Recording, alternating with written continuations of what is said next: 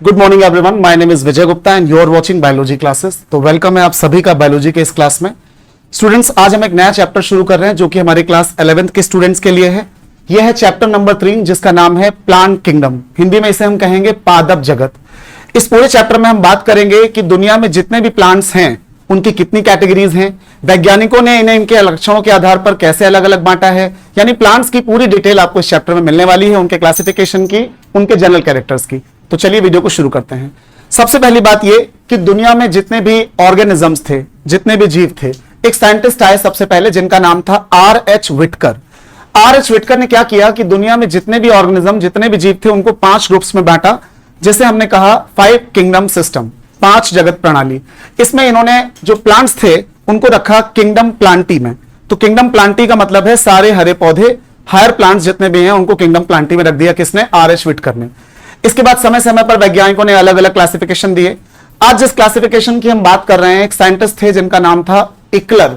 तो इकलर का एक क्लासिफिकेशन आपके सामने स्क्रीन पर आपको दिख रहा है बोर्ड पर, इसी को मैं डिस्क्राइब करने जा रहा हूं और इसी के बेस पर हम इस चैप्टर को पूरा पढ़ेंगे।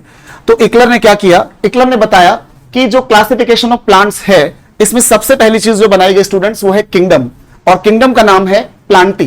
प्लांटी का मतलब आपको पता ही, सारे प्लांट इसमें आएंगे। तो किंगडम से छोटी यूनिट क्या होती है? सब किंगडम। अब सब किंगडम यहां पर दो आपको सब किंगडम दिख रहे हैं। पहला नाम दिख रहा है क्रिप्टोगैम्स और दूसरा नाम दिख रहा है फेनोरोगैम्स। तो जो भी स्टूडेंट्स अगर पढ़ने में दिक्कत हो रही है तो आप इसे इस तरह से भी यहां पर लिख सकते हैं, इट इज कॉल्ड क्रिप्टोगैम्स, और दूसरी तरफ जो दूसरा नाम है फेनोरोगैम्स। इन्हें आप क्रिप्टोगैमी और फेनोरोगैमी भी बुला सकते हैं, क्रिप्टोगैम्स और फेनोरोगैम्स। अब आप इनके मतलब समझें कि क्रिप्टोगैम्स का मतलब क्या है और फेनोरोगैम्स का मतलब क्या है। तो क्रिप्टोगैम्स का मतलब होता है स्टूडेंट्स नॉन फ्लावरिंग प्लांट, अपुष्पी पौधे। ऐसे पौधे जिनमें फ्लावर नहीं आता उन्हें हम इंग्लिश में क्या बोलेंगे? नॉन फ्लावरिंग, यानी फ्लावर नहीं आ रहा है, हिंदी में क्या कहेंगे? अपुष्पी। और उसी के लिए वर्ड आता है क्रिप्टोगैम्स। तो आप लर्न कर लें, क्रिप्टोगैम्स का मतलब ऐसे पौधे जिनमें कभी भी फ्लावर नहीं आता। तो ये है हमारा सब किंगडम पहला, दैट इज क्रिप्टोगैम्स। दूसरी साइड जाते हैं तो यहां पर देख रहे हैं लिखा है फेनोरोगैम्स। फेनोरोगैम्स में कैसे प्लांट आएंगे? फ्लावरिंग प्लांट्स, मतलब ऐसे प्लांट जिनमें फ्लावर आता है। तो जब फ्लावर आएगा तो फेनोरोगैम, जिनमें फ्लावर नहीं होगा उन्हें क्या कहेंगे? क्रिप्टोगैम्स। तो अब से आप जो भी प्लांट देखें तो कम से कम इतना तो बता ही सकते हैं इसमें फ्लावर कभी नहीं आता है, तो मतलब ये क्या है? क्रिप्टोगैम है। और जिनमें फ्लावर आता है उनको क्या बोल देंगे? हमेशा फेनोरोगैम बोल देंगे, सिंपल। अब आप आगे देखें कि जो हमारे क्रिप्टोगैम्स हैं इनके डिवीजन बनाए गए हैं, और डिवीजन क्या है? 3 डिवीजन है। पहला है थैलोफाइटा, दूसरा है ब्रायोफाइटा और तीसरा है टेरिडोफाइटा। यहां पर पी बच्चों साइलेंट रहेगा। अब आपके दिमाग में होगा ये ब्रायोफाइटा, टेरिडोफाइटा ये सब क्या है? तो आपको बता दूं कि दुनिया में जितने भी प्लांट्स हैं, जिस क्रम में इस दुनिया में आए हैं उसी क्रम में उनका क्लासिफिकेशन किया गया है। मतलब अगर हम यहां पर देखना शुरू करें तो सबसे पहले जो प्लांट बने वो कौन से थे? थैलोफाइटा। थोड़ा डेवलपमेंट और हुआ तो कौन बन गए? ब्रायोफाइटा। थोड़ा और डेवलपमेंट हुआ तो कौन बन गए? टेरिडोफाइटा। और डेवलपमेंट हुआ तो जिम्नोस्पर्म, और सबसे लास्ट में कौन बन गए? एंजियोस्पर्म। मतलब जैसे हमने आपको एनिमल किंगडम में पढ़ाया था कि पहले जो आए प्रोटोजोआ, थोड़ा और डेवलप हुए पोरीफेरा, और डेवलपमेंट हुआ सिलेंट्रेटा, प्लेटीहेल्मिन्थीज, एस्केल्मिन्थीज। तो एक सीक्वेंस था, ठीक वैसे यहां पर प्लांट्स का सीक्वेंस है। तो सबसे पहले जो डिवीजन आया उसका नाम क्या है? थैलोफाइटा। अब थैलोफाइटा को थोड़ा एक्सप्लेन कर दूं। ऐसे प्लांट जिनकी बॉडी में थैलस होता है। अब थैलस क्या है? मैंने एलर्जी में आपको शॉर्ट में पढ़ाया भी है।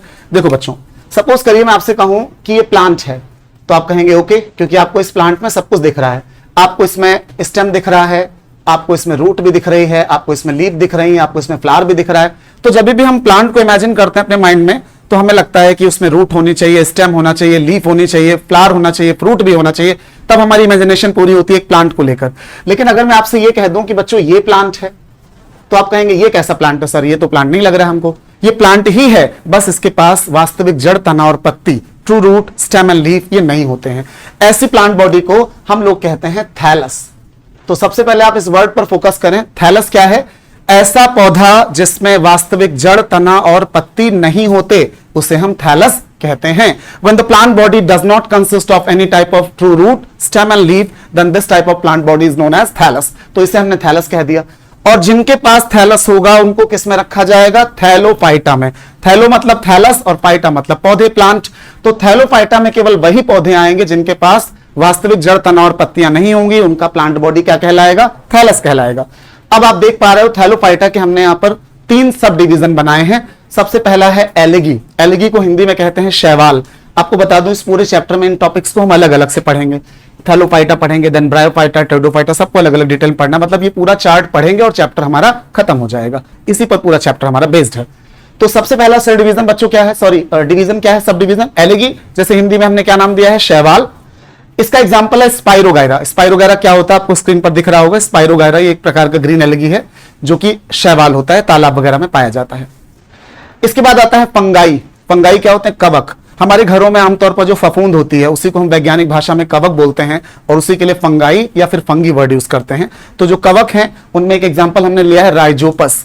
राइजोपस का एक और नाम होता है स्टूडेंट्स म्यूकर, और ये हमारे घरों में रोटी पर, ब्रेड पर, इन पर आपको दिखाई पड़ेगा, जैसे कि स्क्रीन पर भी आप देख पा रहे होंगे कि ये आपको देखने को मिल रहा है, ये राइजोपस है, इसी का नाम म्यूकर भी है। इसके बाद आते हैं लाइकेन। लाइकेन क्या है, ये हम आपको चैप्टर नंबर 2 में पढ़ा भी चुके हैं कि जब कभी एलगी और फंगाई मतलब ये दोनों आपस में मिल जाएं और आपस मिलकर एक सह संबंध के रूप में एक सिम्बायोटिक फॉर्म में रहने लगते हैं तो दोनों के मिले जुले इस रूप को हम क्या कहते हैं, लाइकेन।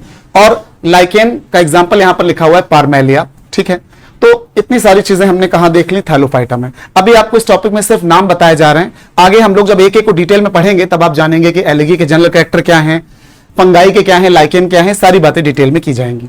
अब आ जाइए ब्रायोफाइटा पर। तो एलगी से थोड़ा और डेवलपमेंट हो गया और जो प्लांट्स का ग्रुप बना उसका नाम हमने क्या रखा, ब्रायोफाइटा। यहां पर एक एग्जांपल लिखा हुआ है ब्रायोफाइटा का, फ्यूनेरिया। इसका भी इमेज मैं आपको स्क्रीन पर दिखा रहा हूं, फ्यूनेरिया कैसा दिखता है। तो ये एक प्रकार का ब्रायोफाइटा है। फाइनली हम आ गए तीसरे डिवीजन पर जिसका नाम है बच्चों टेरिडोफाइटा। अब टेरिडोफाइटा क्या है, ये भी प्लांट्स हैं जो कि थोड़े से और डेवलप हो गए, किससे, ब्रायोफाइटा से। तो थैलोफाइटा डेवलप हुए तो ब्रायोफाइटा बन गए, ब्रायोफाइटा थोड़े और डेवलप हो गए तो क्या बन गया, टेरिडोफाइटा बन गए। अब टेरिडोफाइटा के भी बहुत सारे एग्जांपल्स हैं, मैंने जो एग्जांपल यहां पर लिखा हुआ है उसका नाम है टेरिस, यहां पर पी साइलेंट रहेगा, टेरिस। टेरिस के प्लांट को आप स्क्रीन पर देख सकते हैं कि टेरिस आपको कैसा दिखाई पड़ता है। तो ये जो बातें मैंने की आपसे वो सब किसके बारे में थी, क्रिप्टोगैम्स के बारे में थी। और अब क्रिप्टोगैम्स से हम इधर आ जाते हैं जिसका नाम क्या है, फैनोरोगैम्स। फैनोरोगैम हमेशा क्रिप्टोगैम से ज्यादा डेवलप है और दुनिया में क्रिप्टोगैम के बाद आए हैं, इनका सीक्वेंस बाद में आने का है। तो क्रिप्टोगैम्स में हमने देखा कि फ्लावरिंग प्लांट्स को रखा गया है, मतलब पुष्पी पौधों को रखा गया है। ऐसे पौधे जिनमें फ्लावर आता है उन्हें हम कहां रख रहे हैं, फैनोरोगैम्स में रख रहे हैं। अब इसमें केवल एक ही डिवीजन है, स्पर्मेटोफाइटा। स्पर्मेटोफाइटा का मतलब ऐसे पौधे जिनमें सीड होते हैं, बीज बनते हैं। यहां तक पीछे आपने जो भी पढ़े इनमें किसी में भी बीज नहीं बनेंगे, किसी में भी सीड फॉर्मेशन नहीं होगा। स्पर्मा मतलब होता है सीड, तो जब सीड बनेगा, सीडेड प्लांट होंगे तो उनको क्या कहेंगे आप, स्पर्मेटोफाइटा। और स्पर्मेटोफाइटा में यहां पर हमने फिर से सब डिवीजन करने हैं, मैंने लिखा नहीं, फिर से लिखे दे रहा हूं। देयर आर 2 सब डिवीजन्स ऑफ स्पर्मेटोफाइटा। डिवीजन के बाद क्या आएगा, सब डिवीजन। पहला है जिम्नोस्पर्म्स और दूसरा है एंजियोस्पर्म्स। इनके हिंदी नाम भी हैं, इनके तो हिंदी नाम नहीं है, इनके हैं। जिम्नोस्पर्म को कहते हैं अनावृत बीजी और इनको कहते हैं आवृत बीजी, एंजियोस्पर्म को। तो जिम्नोस्पर्म का मतलब अनावृत बीजी, मतलब ऐसे बीज होंगे इनके जिनके ऊपर कोई आवरण नहीं चढ़ा होगा, नग्न बीजी होंगे, नेकेड सीड प्लांट होंगे। और एंजियोस्पर्म का मतलब आवृत बीजी, जैसे अगर आप ध्यान दो, गेहूं, चावल, इन सबके बीज पर एक कवर चढ़ा होता है, आवरण चढ़ा होता है। तो जब कवर या आवरण चढ़ा होगा तो उसको कहेंगे आप आवृत बीजी। इंग्लिश में आप क्या बोलेंगे, इनको एंजियोस्पर्म। और जिनके बीजों पर कवर नहीं होगा उनको क्या कहेंगे, जिम्नोस्पर्म, अनावृत बीजी। तो ये दुनिया के सबसे डेवलप प्लांट हैं आपके एंजियोस्पर्म। तो स्पर्मेटोफाइटा के सब डिवीजन में हमने 2 सब डिवीजन पढ़े हैं। पहला जिम्नोस्पर्म, इसे आप जिम्नोस्पर्मी भी बोल सकते हैं। एग्जाम्पल है साइकस और पाइनस। साइकस को आप स्क्रीन पर देख सकते हैं, जो साइकस होता है इसे सागोपाम भी कहा जाता है। और दूसरा जो है पाइनस है, जिसका हम लोग इंग्लिश में नाम लेते हैं पाइन ट्री और हिंदी में इसे हम कहते हैं चीड़ का पेड़। आप सभी ने चीड़ का पेड़ जरूर सुना होगा, वो एक प्रकार का जिम्नोस्पर्म होता है। अब आ जाते हैं लास्ट में दुनिया के सबसे डेवलप्ड प्लांट पर, जिनका नाम क्या है, एंजियोस्पर्म। हिंदी में आप इन्हें कहते हैं आवृत बीजी। हमारे आसपास जितने भी प्लांट्स हमें दिखाई पड़ते हैं जो बड़े बड़े हैं, वो लगभग सारे प्लांट कौन से हैं, एंजियोस्पर्म। चूंकि हम लोग जहां पर रहते हैं एक प्लेन एरिया है और प्लेन एरिया में जो बड़े प्लांट होंगे वो हमेशा एंजियोस्पर्म ही होंगे। लेकिन अगर आप पहाड़ों पर जाएं तो वहां पर आपको चीड़, देवदार, ये सारे पेड़ मिलते हैं, ये सब बच्चों जिम्नोस्पर्म होते हैं। लेकिन हम चूंकि प्लेन्स मैदानी भाग में रहते हैं तो यहां पर जितने भी बड़े पेड़ आपको अपने आसपास दिखाई पड़े, जितने भी आम, नीम, पीपल, बरगद, गूलर, पाकड़, जितने भी प्लांट आप देखते हैं ऑल आर एंजियोस्पर्म। जितनी फसलें आपको दिखाई पड़ती हैं, गेहूं, चावल, मक्का, ज्वार, बाजरा, गन्ना, सारे एंजियोस्पर्म हैं। जितने फ्लावरिंग प्लांट आपको दिखते हैं, जिनमें भी फ्लावर आता है, चाहे वो गेंदा हो, चाहे वो गुलाब हो, चाहे वो चमेली हो, चाहे वो सूर्यमुखी हो, सारे के सारे एंजियोस्पर्म ही हैं। एक और बात बता दूं, एंजियोस्पर्म की सबसे बड़ी पहचान यह है कि इनमें फ्लावर आता है। अब आप कहेंगे कि आम में तो फ्लावर नहीं आता, बिल्कुल आता है। आपका ध्यान कभी आम के फ्लावर पर नहीं जाता है। आम के पेड़ में मार्च के महीने में, अप्रैल के महीने में जो बौर आता है वही उसका फ्लावर है।